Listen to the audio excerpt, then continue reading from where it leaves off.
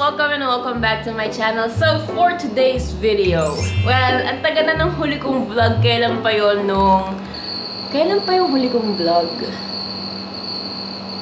Nung nag-Zambales pa kami. So, for how many months ngayon na itong makakapag-upload. Sana gusto niyo itong vlog na to dahil masaya naman talaga itong vlog na to. So, for this vlog, ikakwento ko lang kung anong nangyari ng birthday niya. So, ganito kasi yung nangyari doon. Ito na nga. Ito na nga ang cheese whiz. Last time kasi, first time kong mag-paint ng plain na shoes. So, nag-customize ako. And, nilagay ko doon yung mga Sesame Street, ganyan. So, wala akong idea kung anong gusto kong ilagay. Tapos, after nun, maganda naman yung kinalabasan kasi nung kinostomize ko, ipapakita ko dito. Ayan. First time ko mag-paint ng shoes, kaya wag nyo i-judge. Pinost ko yan sa IG ko. In-story ko siya. Tapos, meron akong isang kapatid na medyo bumilib sa talent ko talaga. Tapos, nagpaparamdam talaga siya na parang gusto niya. And, ito yung proof doon. Ayan.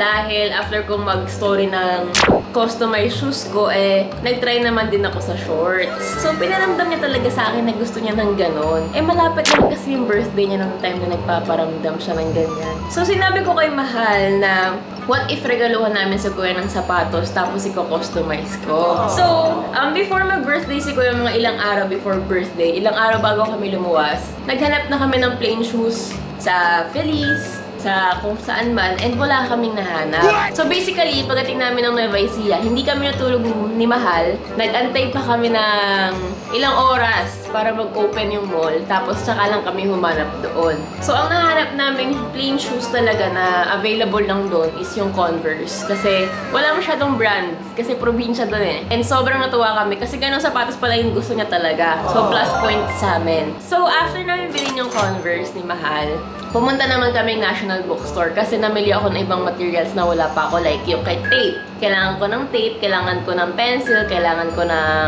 white na paint. So after nun, tsaka ko palang sinimulan yung painting. Imagine mo, walang tulog, nag-paint para mabigay ng gabi dahil birthday niya. Ipapakita ko muna sa inyo yung clip na nagpa-paint ako. Puro fast forward lang no, dahil wala naman akong sinabi dyan. And disclaimer lang, sobrang haggard ko niyan dahil wala akong tulog, wala pa akong ligo and everything. Kaya huwag nyo nang pansinin, please lang. Mag-focus kayo dun sa pinaint ko, okay? So, eto na yun.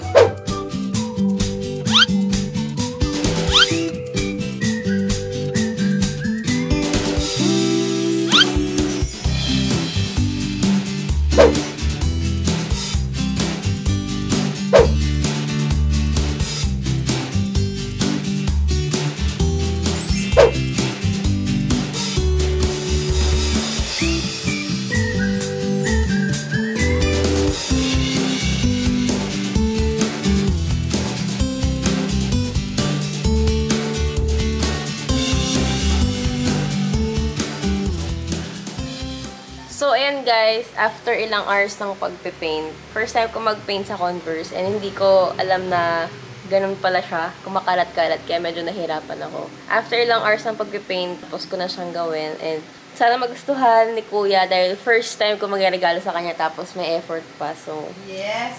papakita ko sa inyo. Ako, feeling ko kasi ang pangit.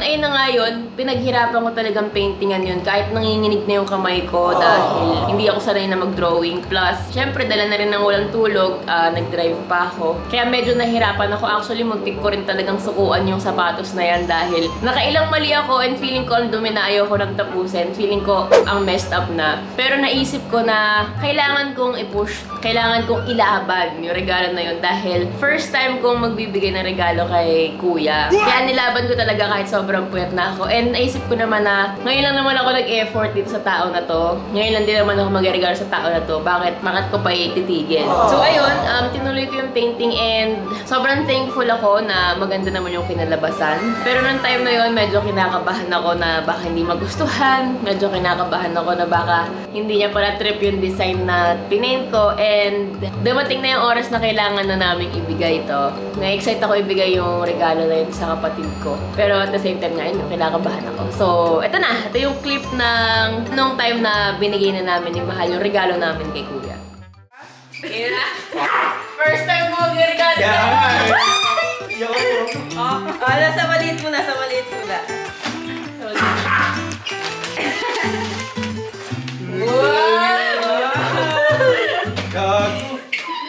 mga nakaregaluhan, ha? Sabi yan. Oh! Isuot mo agad lahat, sige. Next. Ready ka na ba? Mahal nito. Gumagawin yung moment ko, ha? Ako gumawa Hindi gumawa ito? Ikaw mo to? Hindi nga. Ayan, hindi. Si Bart talaga nilagay ko kasi kamukha niya yan. Ano ba ito ginawa? Labas puwet kasi lagi siya nalalabas ng puwet. Hindi, mahilig nga ako sa mga ganito yung ano, hindi yung basta binibili yung nilalagay lang ano. Naalala mo yung pinaint mo yung ano, sapatos? Nandito pa rin yun, nasaya pa rin yun. Oo, ganda no? Alam mo, aso mo! Ano masasabi mo? Nento stick ka dyan! Wow! Ano nagsisenti-senti yan kanina? Ba mo Hindi ibili? ko tuloy alam paano mag-thank you sa'yo, nasanay akong dirig. Diba? Dalawa ba yan? Love you. My birthday! So ayun nga, nakita niyo naman, di ba? Nakita niyo naman na naging successful yung regalo namin ni Mahal kay Kuya. Maganda naman yung reaction niya. Natuwa naman ako sa naging reaction niya. Though, sobrang awkward talaga namin magkapatid dahil hindi na kami sanay. Hindi na kami sanay kung paano kami mag-i-interact. Hindi na kami sanay kung paano kami mag-thank you sa isa't isa. Dahil medyo mahaba rin yung panahon na hindi kami nagkasama talaga. Pero I'm very happy na nagagawa na namin to dalawa sa isa't isa dahil hindi naman talaga kami ganito. Siguro dahil tumatanda na rin kami, di ba? Ganun yan minsan. Naisip ko rin kasi na ganun na lang iregalo namin ni Mahal. Kasi si Kuya, sa aming dalawa, siya yung mas sentimental. Wala masyadong clip nung time na yun dahil after nung nag-enjoy na kami, nagkwentuhan na kami. So, hiningan ko na lang si Kuya ng reaction video niya. And ipapakita ko na ito ngayon sa inyo. So wala na ligo-ligo. Vlog agad. Tagal-tagal na kaming hindi nagpa-vlog. Pero itong kapatid ko kasi nag-request ng ano ng reaction video. Yan. So whatever na yan. Ang regalo niya sa akin nung birthday ko nung August 5. Sa sobrang bihira po namin magregaluhan, nag-request, kinakailangan po niya ng reaction. Galing po kasi kami mga kaigan sa hindi naman ganun kayaman na pamilya. Mga ano lang, parang sumasakto lang yung sahod sa amin ng father namin na nag-OFW siya. Kasi yung tatay namin nung araw, welder siya sa Qatar. Wala kaming panregalo sa aming magkapatid. Kasi sa liit ng baon namin, wala naman din kami may ipon. Kumakapit na po kami sa kupit. Yan, alam na alam ni Clea, magaling kumupit yan. Hindi nawawala ng pera yan, guys. Back to the topic, anong reaction ko nung naregaluhan ako ni Cleo, ng aking kapatid? Natuwa ako, nashock ako kasi hindi naman ako nag-expect ng regalo sa kapatid ko kasi sanay naman na kami na magkasama lang kami kapag kami sinasalubong kami mga bagay-bagay na okasyon, birthday, gano'n. Namumunga naman na yung paghihirap na ginagawa ng kapatid ko, yung hard work niya, nakikita naman natin yan sa pag-live niya palagi and sa mga endorsements niya, yung trabaho niya. Sobrang hard working na kapatid ko na yan na to the point na birthday niya, hindi namin siya makasama. Hindi namin ma-celebrate ang kanyang birthday dahil focus siya sa kanyang trabaho. Diyos mo yung marimar. Pero dadating din tayo dyan. So, ang regalo sa akin ng kapatid ko, itong sapatos na to. Ayan. Ngayon lang ako na nagustuhan yung Converse. Ayoko dati na to, baduy ito sa mata ko eh. Pero siguro may binabagayang edad yung sapatos na to. So sa pagtungtong ko ng 25 edad, medyo na-appreciate ko na siya. Ginawa niya to, nag-paint siya, customize itong Simpson. Ewan ko bakit Simpson. Siguro yung ugali nitong, sino ba to? Si Bart to, di ba? Siguro yung ugali galawan nito nakikita ng kapatid ko sa akin. Ewan ko sa kanya. Diyan si Raul yan, si Cleo. Ayan, ginawa niya to. Kala ko print eh, ang galing eh. Ganda eh, oh. Tapos ito, kasi mahilig daw ako magpakita ng puwet sa vlog. Sakto eh, no? Mataba yung puwet, tapos di ba? Chicken legs. Very me. Nagregalo din siya ng sombrero. Ina-arbor ni mama pero hindi ko binigay kasi syempre bigay ng kapatid ko sa akin. Kaya hindi ka siya sa akin.